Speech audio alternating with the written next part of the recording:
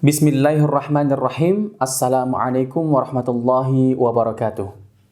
Pemirsa yang dirahmati oleh Allah Subhanahu wa taala, kita kembali lagi dalam halaqah ilmu hadis. Alhamdulillah, pada pertemuan sebelumnya kita sudah sedikit memahami dan mempelajari tentang pembagian-pembagian hadis dilihat dari segi adat turuqihi atau dari segi jumlah berapa perawi dalam sanadnya. Artinya kita ingin mengetahui macam-macam hadis yang terbagi menjadi 3, yaitu gharib, aziz, dan masyhur. Hadis gharib, aziz, dan masyhur ini merupakan pembagian hadis yang terpecah dari hadis ahad atau hadis yang diriwayatkan oleh perseorangan. Artinya hadis yang diriwayatkan tidak sampai derajat mutawatir. Kenapa? Karena hadis yang dihukumi dengan derajat mutawatir adalah hadis yang diriwayatkan oleh banyak orang di setiap tabaqahnya atau setiap generasi para perawi tersebut yang menyampaikan hadis sampai kepada kita. Pemirsa yang dirahmati oleh Allah Subhanahu wa taala, jika kita sebelumnya sudah memahami tentang hadis gharib, yaitu pembagian pertama dalam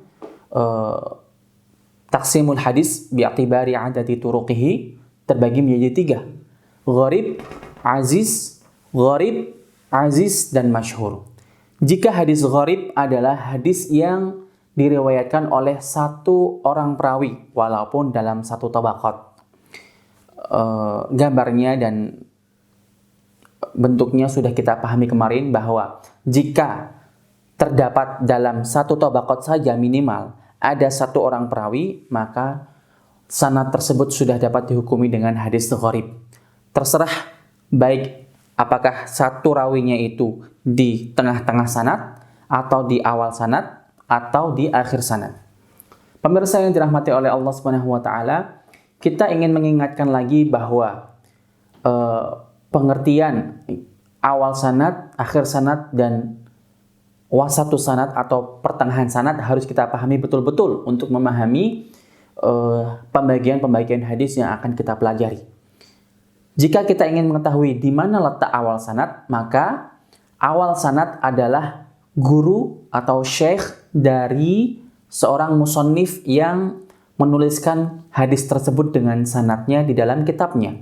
Atau awal sanad adalah guru perawi yang menyampaikan dan menuliskan dalam kitabnya. Contohnya, jika yang menyampaikan atau menuliskan hadis adalah Imam Bukhari rahimahullah, maka sanad yang beliau sampaikan, contohnya Imam Bukhari berkata, haddatsani Al-Humaidi.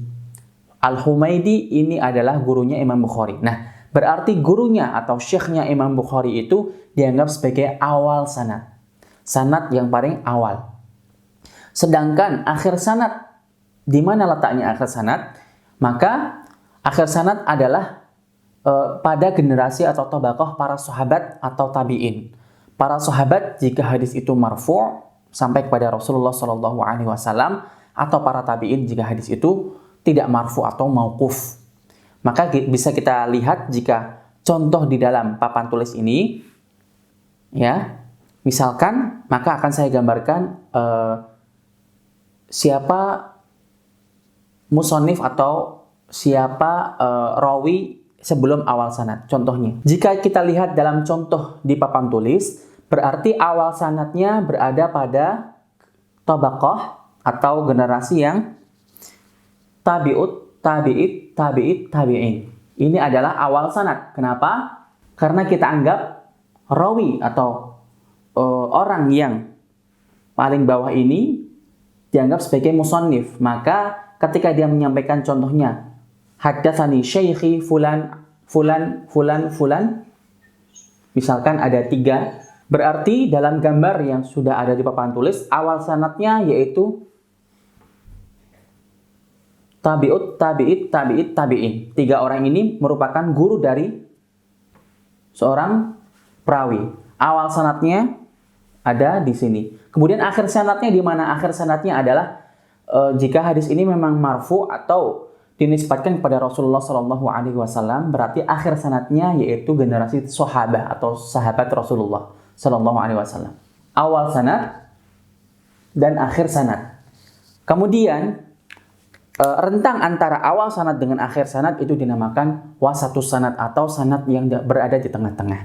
Memahami awal sanad, akhir sanad, dan pertengahan sanad itu sangat penting agar kita dapat mempelajari atau mudah memahami macam-macam hadis yang akan kita pelajari nanti, khususnya hadis-hadis dhaif, yang mana kita akan mengetahui di mana letak hilangnya rawi, di mana letak kedhaifan rawi jika dilihat dari hilangnya rawi dalam sanad tersebut, atau bisa babi inqita'ir rawi fil isnad. Pemirsa yang dirahmati oleh Allah Subhanahu wa taala, kemudian jika kita sudah mengetahui hadis gharib, yaitu jika ada satu rawi saja dalam salah satu tabaqat sanad ini, baik di awal atau di akhir atau di tengah. Contohnya jika saya tutupkan satu tabaqat ini, jika hanya ada satu berarti namanya gharib. Kenapa? Karena dalam sanadnya hanya ada satu rawi. Kemudian jika ada dua, minimal dua di salah satu dari tabaqat sanad, seperti contoh yang kita lihat. Ini ada dua rawi. Ini juga ada dua rawi. Berarti sanad tersebut kita namakan dengan hadis aziz. Kenapa? Karena kemudian jika minimal 3 atau lebih, tapi tidak sampai kepada jumlahnya atau malam yablugh haddad tawatur, maka kita namakan dengan masyhur. Contoh yang di papan tulis adalah contoh yang aziz. Kemudian jika kita ingin bagaimana bentuk dan contoh dari hadis masyhur, maka kita akan melihat minimal dalam tabaqat sanadnya harus ada minimal 3 atau lebih, 4 atau lebih. Karena yang dinilai adalah jumlah terkecil dalam sanadnya. Jika jumlah terkecil dalam salah satu tabaqat sanadnya itu ada satu rawi saja, berarti sanad tersebut dinamakan gharib. Jika yang minimal 2, berarti sanad tersebut dinamakan aziz. Dan jika minimal 3 atau 4 atau 5, tapi belum sampai kepada jumlahnya mutawatir atau yang menyebabkan keyakinan atau memberikan sisi keyakinan kepada kita, maka itu dinamakan dengan hadis masyhur. Hadis gharib, aziz, dan masyhur ini merupakan nama-nama untuk hadis jika dilihat dari segi jumlah perawinya. Artinya bi'tibari adati turuqihi, jumlah torik atau jumlah sanad atau jumlah isnad dalam hadis. Jadi sanad, torik, isnad itu adalah hal-hal atau nama-nama yang sama, arti sinonim. Nah, pemirsa yang dirahmati oleh Allah Subhanahu wa taala, sekarang jika kita ingin mengetahui hukum dari masing-masing hadis tersebut, apa hukumnya? Hukum hadis aziz atau gharib atau masyhur itu tergantung dari apakah sanad tersebut memenuhi syarat hadis makbul atau tidak, memenuhi syarat hadis hasan atau sahih atau tidak. Nah, jika contohnya sanad yang sudah kita lihat dalam papan tulis masyhur, jika dia atau sanad ini memenuhi syarat-syarat hadis sahih, berarti masyhur dan sahih namanya. Jika tidak sampai memenuhi syarat hadis sahih, namun hanya memenuhi syarat hadis hasan saja, berarti namanya hadis masyhur hasan. Namun jika tidak memenuhi syarat-syarat hadis hasan atau maqbul atau sahih, yakni berupa dia tidak memenuhi syarat-syarat tersebut, artinya hadis itu sudah masuk dalam kategori dhaif, berarti hadis tersebut masyhur dhaif. Dan dhaifnya pun tergantung macam-macamnya. Terima kasih atas perhatiannya. Wassalamualaikum warahmatullahi wabarakatuh.